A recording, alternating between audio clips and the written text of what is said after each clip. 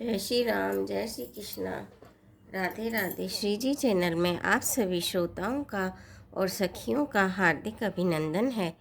कल हमने जाना था राजा दशरथ और राजा जनक बहुत ही आनंद में हैं। सभी और आनंद और उल्लास छाया हुआ है। हर कोई बहुत प्रसन्न है। देवता स्वर्ग लोक से भी आए हुए हैं जिन्हें कोई पहचान भी न सका। और माताएं सरस्वती, माता पार्वती सभी सखियों का वेश बनाकर सीता जी के महल में प्रवेश करती हैं। उन्हें कोई पहचान भी नहीं सकता।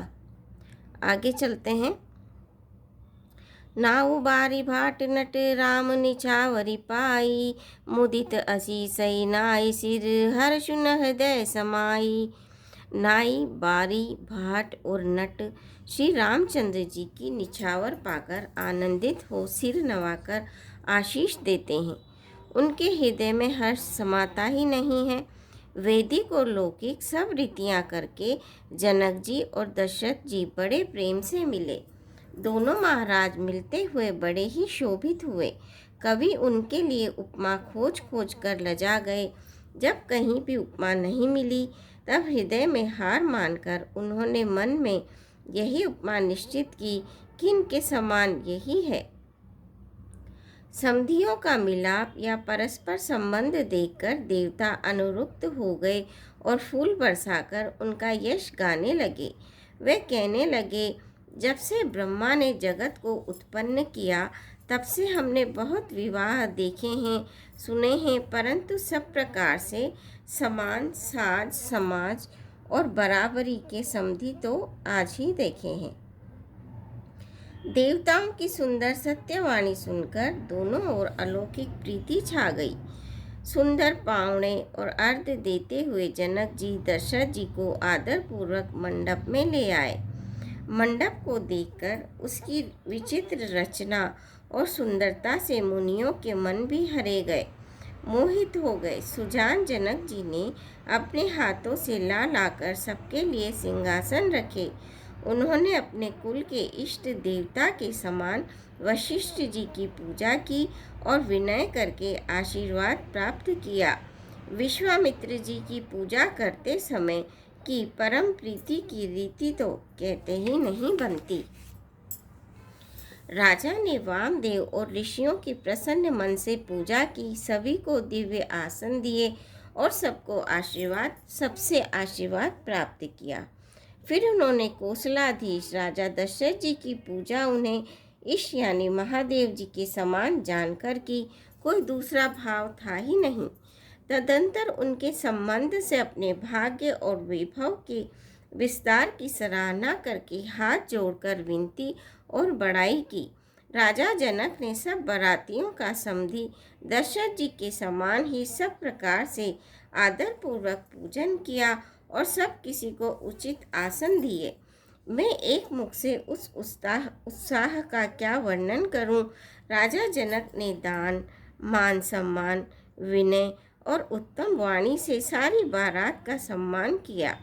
ब्रह्मा, विष्णु, शिव, दिक्पाल और सूर्य जो श्री रघुनाथ जी का प्रभाव जानते हैं, वे कपट से ब्राह्मणों का सुंदर वेश बनाए हुए बहुत ही सुख पाते हुए सब लीला देख रहे थे। जनक जी ने उनको देवताओं के समान जानकर उनका पूजन किया और बिना पहचाने भी उन्हें सुंदर आसन दिए। कौन किसको जाने पहचाने, सबको अपनी ही सुध भूली हुई है। आनंद कंद दूल्हे को देखकर दोनों ओर आनंदमय स्थिति हो रही है। सुजान सर्वज्ञ श्री रामचंद्र जी ने देवताओं को पहचान लिया और उनकी मानसिक पूजा करके उन्हें मानसिक आसन दिए। प्रभु का शील स्वभाव देखकर देवगण मन में बहुत आनंदित हुए। श्री रामचंद्र जी के मुख रूपी चंद्रमा की छवि को सभी के सुंदर नेत्र रूपी चकोर आदर पूर्वक पान कर रहे हैं। प्रेम और आनंद कम नहीं है। समय देखकर वशिष्ठ जी ने शतानंद जी को आदर पूर्वक बुलाया। वे सुनकर आदर के साथ आए। वशिष्ठ जी ने कहा, अब जाकर राजकुमारी को शीघ्र ले आइए। मुनि की आज्ञा पाकर वे प्रसन्न होकर चले। बुद्धिमती रानी पुरोहित की वाणी सुनकर सखियों समेत बड़ी प्रसन्न हुई। ब्राह्मणों की स्त्रियां और कुल की बूढ़ी स्त्रियों को बुलाकर उन्होंने कुल रीति करके सुंदर मंगल गीत गाए। श्रेष्ठ देवांगनाएं जो सुंदर मनुष्य स्त्रियों के वेश में हैं, सभी स्वभाव से ही सुंदरी और श्यामा 16 वर्ष की अवस्था वाली हैं। उनको देखकर रनिवास की स्त्रियां सुख पाती हैं और बिना पहचान के ही वे सबको प्राणों से भी प्यारी हो रही हैं। उन्हें पार्वती, लक्ष्मी और सरस्वती के समान जानकर रानी बार बार उनका सम्मान करती हैं। रनिवास की स्त्रियां और सखियां सीता जी का श्रृंगार करके मंडली बनाकर प्रसन्न होकर उन्हें मंडप में लीवा लाई। सुंदर मंगल का साज सजकर रनिवास की स्त्रियां और सखियां आदर सहित सीता जी को लिवा चली। सभी सुंदरियां 16 श्रृंगार की हुए मतवाले हाथियों की चाल से चलने वाली है। उनके मनोहर गान को सुनकर मुनि ध्यान छोड़ देते हैं और कामदेव की कोयलें भी लजा जाती है। पायजेब, पैजनी और सुंदर कंकण ताल की गति पर बड़े सुंदर बज रहे हैं। सहज ही सुंदरी सीता जी स्त्रियों के समूह में इस प्रकार शोभा पा रही हैं, मानो छवि रूपी ललनाओं के समूह के बीच साक्षात परम मनोहर शोभा रूपी स्त्री सुशोभित हो।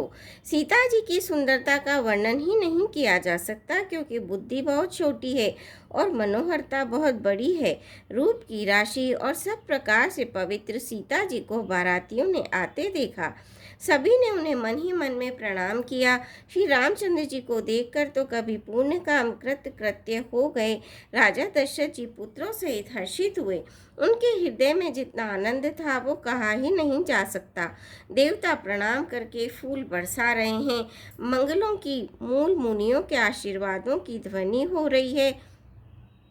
गानों और नगाड़ों के शब्द से बड़ा शोर मच रहा है। सभी नर नारी प्रेम और आनंद में मग्न हैं। इस प्रकार सीता जी मंडप में आई। मुनिराज बहुत ही आनंदित होकर शांति पाठ पढ़ रहे हैं। इस अवसर की सब रीति व्यवहार और कुलाचार दोनों कुल गुरुओं ने किए। कुलाचार करके गुरुजी प्रसन्न होकर गौरी जी, गणेश जी और ब्राह्मणों की पूजा कर रहे हैं, अथवा ब्राह्मणों के द्वारा गौरी और गणेश की पूजा करवा रहे हैं। देवता प्रकट होकर पूजा ग्रहण करते हैं, आशीर्वाद देते हैं और अत्यंत सुख पा रहे हैं। मधुपर्क आदि जिस किसी भी मांगलिक पदार्थ की मुनि जिस समय भी मन में चाह मात्र करते हैं, सेवक गण उसी समय सोने की परातों में और कलशों में भरकर उन पदार्थों को लिए तैयार रहते हैं। स्वयं सूर्यदेव प्रेम सहित अपने कुल की सब रीतियाँ बता देते हैं और वे सब आदर पूर्वक की जा रही हैं।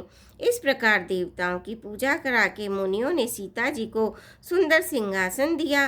श्री सीता जी और श्री राम जी का आपस में एक दूसरे को देखना तथा उनका परस्पर का प्रेम किसी को लख नहीं पड़ रहा है।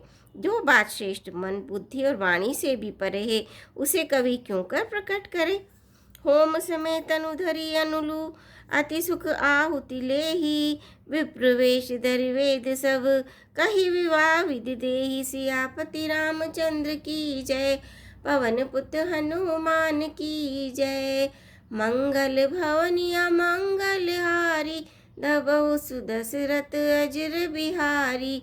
दीन दयाल विरद संभारी, हरऊ नाथ मम संकट भारी।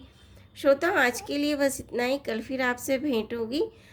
आप मेरे चैनल को सब्सक्राइब कीजिए, वीडियो को लाइक कीजिए, शेयर कीजिए। धन्यवाद।